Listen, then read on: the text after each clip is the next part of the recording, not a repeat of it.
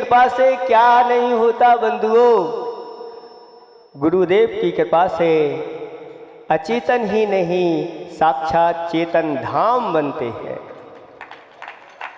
गुरुदेव की करेली वालों के ऊपर इस वर्ष विशेष कृपा हो गई। ये तो सभी जानते हैं कि ये विशेष कृपा हुई है।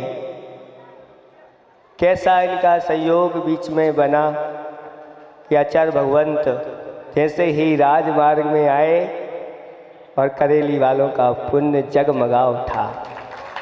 भले वो करेली नहीं आए हों, लेकिन उनका आशीर्वाद और उनके आशीर्वाद उनकी आज्ञा से एक नहीं पूरे 5 महाराज आपको मिले और चातुर्मास में इन्होंने एक बीड़ा उठाया। वास्तव में वह बीड़ा बहुत प्रशंसनीय है। नरसिंहपुर जिले में एक अद्वितीय कार्य करेली वाले एक करने जा रहे हैं। यद्यपि इन लोगों ने गुड़ बेचा है और गुड़ बेचने में ये लोग माहिर हैं। चिट्टा गुड़ भी बेच देते हैं, उससे भी कमा लेते हैं। ऐसे ही इन लोगों ने भी यहाँ अपना चिट्टा गुड़ बेच करके भी बहुत बड़ा पुण्य का संचय किया है। एक अद्वितीय जिनालय ये लोग बनाने के लिए संकल्प है। जैसलमेर पत्थर में जो स्वर्ण के समान चमकने वाला होता है। भरत चक्रवर्ती आदि जो थे वह उदास हो गए। सूना सूना सब कुछ हो गया और गणधर परमेष्टि से पूछा कि हे भगवान, अभी तक तो भगवान थे हमारे सामने, अब हम उनकी अच्छी तरह से आराधना करते रहे, अब आगे मैं किसकी आराधना करूँगा।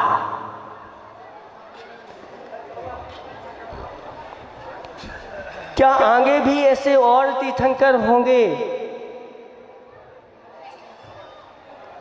तो गणधर परमेष्टि ने कहा, हे भरत चक्रवर्ती, भगवान को तो निर्माण की प्राप्ति हो गई, अब तुम्हारे लिए उनकी दिव्य प्रतिमा को स्थापना निक्षेप के माध्यम से विराजमान करना है। उनका भव्य जिनालय बना करके तुम्हें उनकी आराधना करना है। तुम्हारे लिए वही फल मिलेगा जो फल साक्षात समोसरण में मिलता है। आदिनाथ भगवान को मुख्य करके आदि करके आगे और 23 तीर्थंकर होना है। तुम उनकी भव्य प्रतिमाएं विराजमान करो।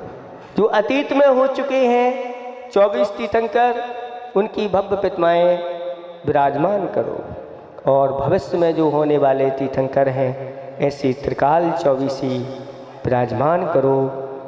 इसके माध्यम से निरंतर आगे तक के लोग उन चिनालयों के माध्यम से, प्रतिमाओं के माध्यम से अतिशय पुण्य का संचय करते चले जाएंगे, सम्यक दर्शन आदि की प्राप्ति करते चले जाएंगे और तुम्हारा भी भविष्य बहुत सुंदर बनेगा। तब भरत चक्रवर्ती ने कैलाश पर्वत के ऊपर 72 जिनालय, रत्नमयी, स्वर्णमयी, रजतमयी जिनालय बनाए और बना करके उन्होंने उनकी आराधना की और अंत में निर्माण को स्वयं प्राप्त हो गए। एक भरत चक्रवर्ती और एक तरफ रावण, दो हैं आपके सामने। आपको क्या करना है, कहाँ जाना है, ये आप स्वयं निर्णय ले सकते हैं। ये आज यहाँ पर अयोध्या नगरी की रचना करके ये महामहोत्सव हुआ है। ये भी जैन शास्त्र कहते हैं कि जब रामचंद्र जी लंका से लौट करके आए थे, अयोध्या वापस आए थे। जैन शास्त्रों के अनुसार उन्होंने अयोध्या नगरी में हजारों जिनालयों की रचना की थी, निर्माण करवाया था और भव्य पंचकल्याणक के माध्यम से ऐसी ही गजरथ यात्राएं आदि आदि उल्लेख आचार्य भगवंतों का आज भी हमारे सामने वह विद्यमान है। उसी का प्रतीक है आज आप लोगों ने भव्य ये शोभा यात्रा के माध्यम से, जैसे कोई व्रत करता है तो जब उसके व्रत निर्विघ्न संपन्न हो जाते हैं, सानंद संपन्न हो जाते हैं, तब वह उन व्रतों का अच्छी तरह से उद्यापन करता है। करता है कि नहीं करता है? उद्यापन करता है। और उसी प्रकार आपने जो पंचकल्याणक यहाँ पर किए हैं, उन पंचकल्याणक का उद्यापन ये पूरी की पूरी इस नगरी की परिक्रमा के माध्यम से सुख शांति और आनंद के साथ आज आपकी यह परिक्रमा 7 फेरियों के साथ पूर्ण हो गई। बहुत शांति सुख आनंद के साथ, व्यवस्था के साथ, भैया जी के निर्देशन में। चूँकि भैया जी का निर्देशन थोड़ा टाइट रहता है, लोगों को कहते हैं भैया जी बहुत तेज हैं, तो हमने कहा सरल भैया जी कहाँ से लाएं तुम्हें? इतने टाइट भैया होने पर भी लोग कितनी गलतियां करते हैं, ये लोग नहीं देखते। और अगर कोई सरल भैया जी आ जाएं तो फिर तो उन्हीं की परिक्रमा लगवा दोगे आप लोग। करेली वाले हो, मानते नहीं। फिर भी करेली का गुड़ खारा नहीं है, मीठा है। गलतियां तो करते हैं, लेकिन बाद में महाराज क्षमा कर दो। भूल प्रकृति पे स्वीकार संस्कृति, भूल प्रकृति पे स्वीकार संस्कृति, क्षमा प्रार्थी हूँ, क्षमा प्रार्थी हूँ। भूल होना ये तो मानव जीवन की स्वभाव में है। आपसे नहीं, हम लोगों से भी भूल होती है। अभी जब तक भगवान नहीं बने तब तक हम लोगों से भी अपराध होते हैं। हम लोग भी प्रतिक्रमण करते हैं, आलोचना करते हैं, बार बार करते हैं। पे स्वीकार, अगर उसको स्वीकार कर लेते हैं तो ये संस्कृति मानी जाती है। इसलिए महाराज क्षमा प्रार्थी हूँ, बस इतना ही कह देते हैं और उनके काम आगे बढ़ जाते हैं। और आज ये भव्य रूप ये ले लिया। एक जिनालय, लोग कहते थे अभी इनका जिनालय बनना है और पंचकल्याणक हो गया। ये कैसा? यही तो एक करेली का अतिशय है कि पंचकल्याणक बनने के लिए अभी नया नया पत्थर आया है और एक पंचकल्याणक। ये सोचो कि इसकी मंगल शुरुआत पंचकल्याणक से हुई है जिस जिनालय की, उसका पंचकल्याणक कैसा होगा ये तो आप इसी से अंदाज़ा लगा सकते हैं। धन तो सबके पास होता है। सांसारिक कार्यों में लोग लाखों करोड़ों रुपए खर्च करते हैं, लेकिन वह सब कुछ पाप बंद के लिए कारण होता है। लेकिन धर्म के क्षेत्र में अगर हमने थोड़ा भी खर्च किया है तो बहुत बड़े पुण्य के लिए वह संचय करने के लिए कारण बन जाता है। ऐसा बनता है कि उसका फल कितना है। तो आचार्य श्री ने एक दोहा एक हाई को लिखा है कि पुण्य फूला है, पुण्य फूला है पाप का पतझड़, पुण्य फूला है पाप का पतझड़, फल अनंत। पुण्य फूला है पाप का पतझड़, पुण्य अनंत। जब पाप फूलता है तो पाप का पतझड़ होता चला जाता है और उस पर अनंत सुख के फल लगते हैं, ऐसे फल लगते हैं जाकर के वह अनंत सुख को प्राप्त करा देता है। ऐसा यह पुण्य के कार्य निरंतर आप लोगों को करते रहना चाहिए। इसमें किसी प्रकार से धर्म प्रभावना के कार्य है। धर्म प्रभावना के लिए सम्यक दृष्टि कभी पीछे नहीं हटता। ने सुबह बताया था या कल बताया था समूसरण में कि वह स्वधर्मेंद्र अपने जीवन में कितने पंचकल्याणक करता है, उस गिनती नहीं, गिन नहीं सकते, इतने पंचकल्याणक करता है। फिर भी वह इतना आनंदित होता है प्रत्येक पंचकल्याणक में। अहोभाग्य, ऐसा यह आप लोगों ने कार्य किया है। सभी लोग अच्छी तरह से आशीर्वाद के पात्र हैं, चाहे वह कोई भी हो, छोटे से लेकर के बड़े तक, सब अपने आप में महत्वपूर्ण हैं, कोई भी कम नहीं है। कैसे? तो आचार्य भगवंत एक उदाहरण देते हैं चीप का। चीप होती है, बहुत छोटी सी होती है, लेकिन वह चीप का कार्य करती है। चीप जानते हैं? मुखिया, मुखिया बन जाती है। छोटी सी चीप है। अगर कोई मंदिर बन रहा है, कोई घर आदि बन रहा है और शिलाएं रखी जा रही हैं और शिला डगमगा रही है, तो एक छोटी सी चीप लगा देते हैं और बड़ी से बड़ी शिला को वह चीप अपनी पीठ पर ले लेती है और सब स्थिर हो जाते हैं। इसलिए इस पंचकल्याणक में चाहे छोटे हों चाहे बड़े हों, चाहे पंडाल के बाहर रह करके कार्य किया हो चाहे पंडाल के अंदर कार्य किया हो, सब अपने आप में मुख्यता रखते हैं। एकता जगी, एकता जगी आई, मिल कर के रहो। जब हम एक होकर के कार्य करते हैं तो बड़े बड़े कार्य अपने आप आसान हो जाते हैं। कहा है उद्यमम साहसम धैर्यम बल बुद्धिम च पराक्रमम। ये 6 चीजें हैं।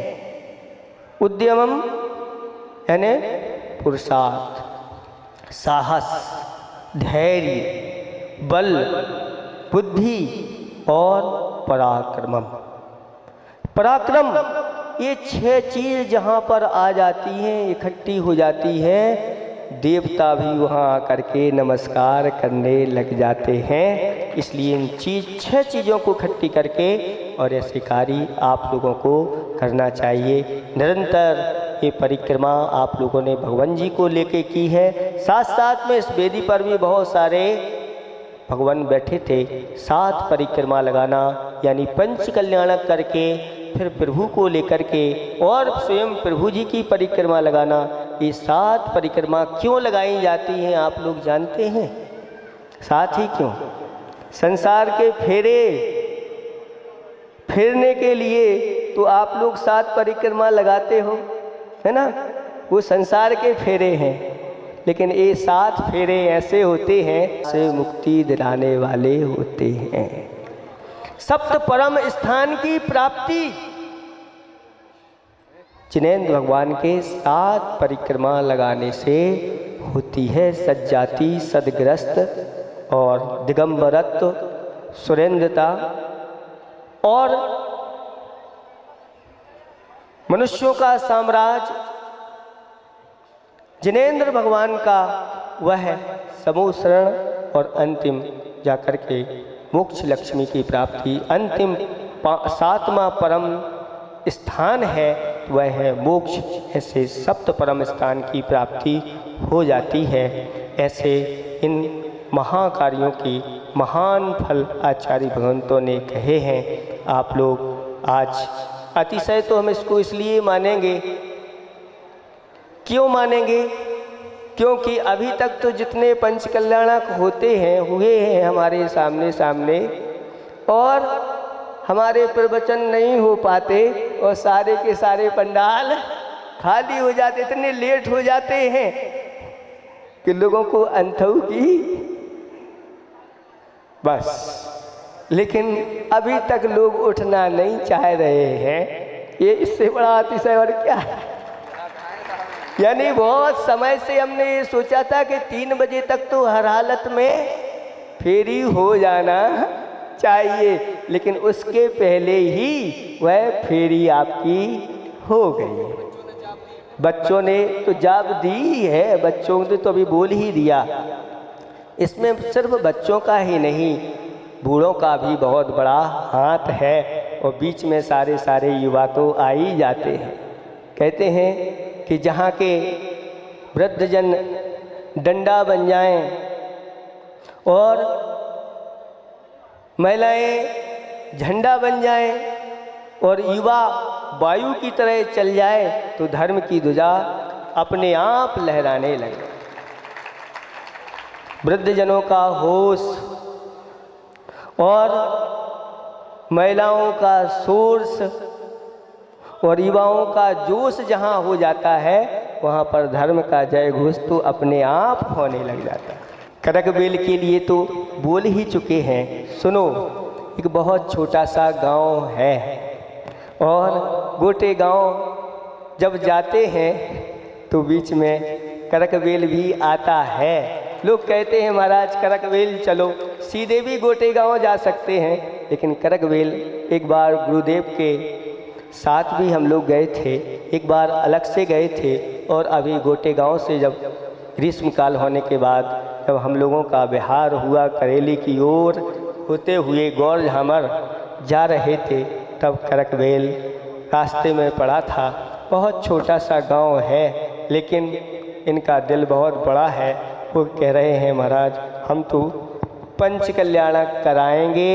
हमने पहले कहा था भाई अगर नहीं है आप लोगों की गुंजाइश तो प्रतिमाएँ ले आओ और यहीं आपकी प्रतिमाओं की प्रतिष्ठा हम करा देंगे। लेकिन देखो इतनी छोटी सी समाज हो करके नहीं महाराज, गुरुदेव का आशीर्वाद से जब इतना बड़ा मंदिर बन गया, मंदिर बनाने की भी हमारी गुंजाइश नहीं थी, जब मंदिर बन गया तो पंच कल्याण कौन बड़ी सी बात है।